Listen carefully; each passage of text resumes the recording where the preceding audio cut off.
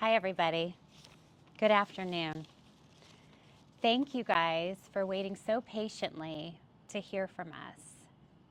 It has been our great honor and will continue to be our great honor to serve you, the state of Indiana. As you know, I ran for governor because of a calling that is on my life, and I've talked about what a calling is. I've talked about how whenever you as a mom or a parent or aunt or uncle are telling your kids what to do, you call them by name when you want them to do something. And so the Lord often calls us by name. And when He does, it is our choice. Do we say yes or no? Do we choose to obey? Right now in the United States of America and all over the world, there are many Christians that are saying yes. They are choosing to obey. The Bible says that man makes his plans, but God directs his steps. And so right now we have leaned in, and we are so blessed to know that our God is faithful, that we believe His word.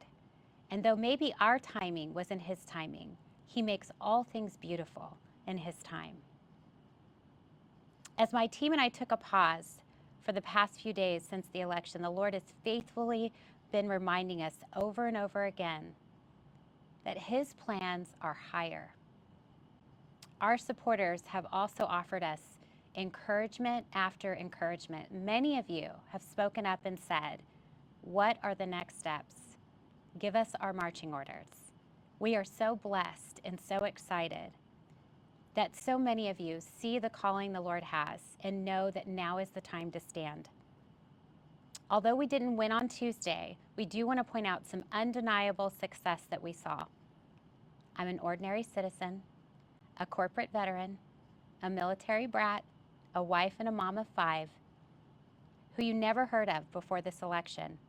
I didn't follow the rules of the establishment. They never wanted me to make the ballot, but we did.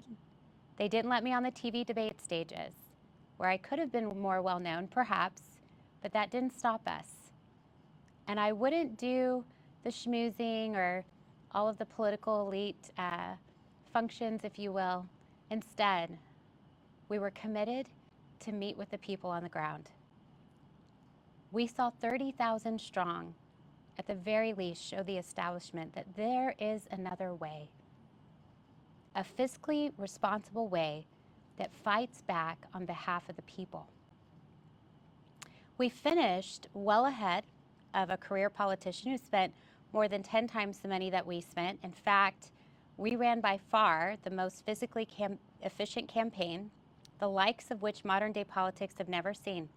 The money we spent, less than $70,000, was a mere rounding decimal compared to the $40 million spent by all the other candidates. To put this in perspective, it would have cost the other campaigns a staggering $3.9 million and the current winner $1.2 million for the same amount of votes that we received. You and I understand that this excessive spending in a campaign reflects the same excessive spending in government. And that's something that we're standing against because we're conservatives and we believe in less government, lower taxes. How did we gather so much support in such a fiscally responsible way? It's because you didn't vote for a politician.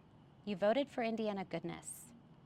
You voted to protect your conservative values from a political system that has lost touch with the struggles of the everyday Hoosier. I am honored to represent you. I'm honored by your support. Since the election, I've been so blessed by your encouragements to keep fighting. And that is why I want to make it very clear to you that we will do just that. We will keep fighting.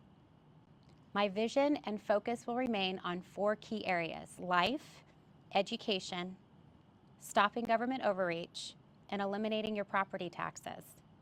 So what is my next step? What are we going to do? Well, we are going to continue to lead the way.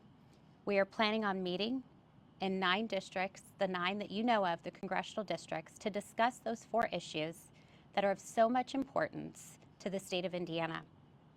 And as we do that, we are going to encourage you to remember that we ran on truth and transparency and engagement. So many of you have said, now I want to get involved. Don't stop. Well, now is your chance. We want to continue to give you guys the opportunities to get involved in your districts. And so please stay tuned. Watch what's taking place. I'm in the midst right now of meeting with many leaders that have the same heart that I do. Some of them you see with me now. There are many more. We want to see goodness in the state of Indiana. I am a committed follower of Jesus Christ, and I stand with those that believe that his ways are higher. And so I say to you something that we all know: the best really is yet to come.